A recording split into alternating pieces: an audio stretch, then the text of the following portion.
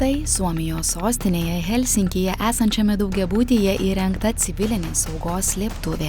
Karo atveju maždaug 200 gyventojų jie apsaugotų nuo sprogimų, skeveldrų, griūvančių pastatų, radiacijos ir kitų pavojų.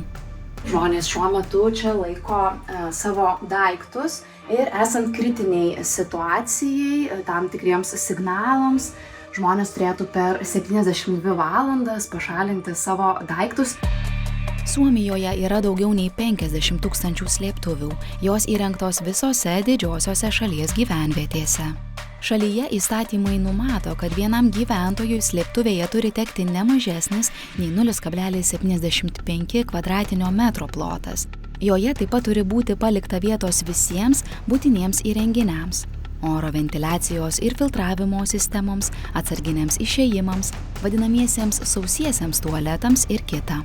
Tai oro filtrai, taip pat mums rodė, kad čia yra įrengta kaip ir tualetas vadinamas, už šitų baltų maišų yra atsarginis išėjimas, nes karo atveju namas būtų susprogdintas ir pro čia reikėtų išeiti, tarkim, esant poreikiui.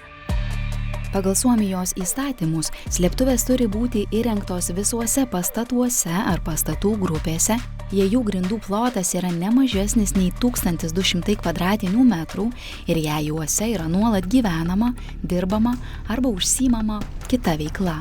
Šią slėptuvę daugiabutyje įrengė viena iš didžiausių Suomijos statybos bendrovių – YT Housing. Ji, kaip ir kiti statytojai, slėptuves privalo įrengti visuose naujuose įvardytus kriterijus atitinkančiuose projektuose.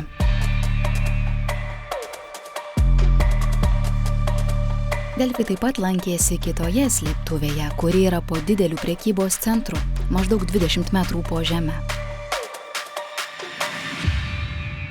Viršuje mūsų yra prekybos centras, iš kurio ką tik ir nusileidom. Keliaujam toliau pasižiūrėti, kaip atrodo visa erdvė.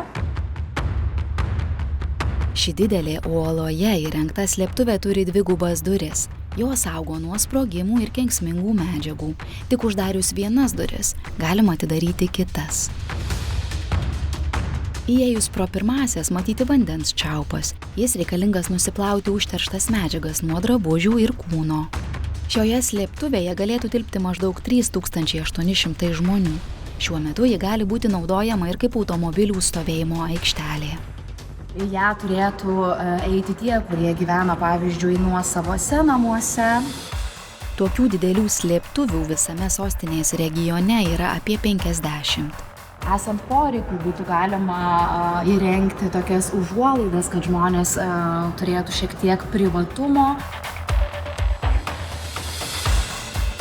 Ventiliacijos sistemos, oro filtrai ir kiti technologiniai sprendimai gyventojams šiose slėptuvėse leistų pasilikti iki kelių mėnesių.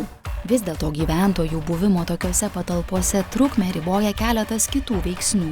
Ekspertai pažymi, kad maisto, vandens, atliekų tvarkymo bei nuotekų valymo ribojimai vis dėlto tą laiką sumažintų iki kelių dienų ar savaičių.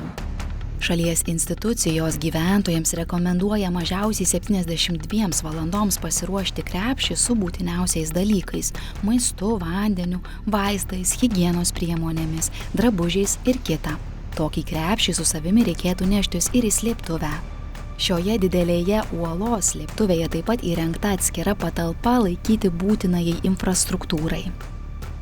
Už manęs matote lovas, toliau sausieji tualetai ir keliaujam prie praustuvų, taip pat talpyklų kurui. YT Housing projektų vadovas Erko Kiviluoma pažymi, kad slėptuvės Suomijoje yra naudojamos nuolat, net ir taikos metu. Kaip jau matėte, daugiabučiuose jos dažniausiai įrengiamos rūsiuose ir naudojamos kaip sandėliukai daiktams laikyti. Viešos didelės uolų slėptuvės naudojamos kaip automobilių stovėjimo aikštelės, sporto salės, kino teatrai ir kita. Karo ar kitos grėsmės atveju slėptuvėse Suomijoje tilptų 4,8 milijono žmonių. Tai yra maždaug 87% visų šalies gyventojų. Parengė žurnalistė Justė Ancevičiūtė.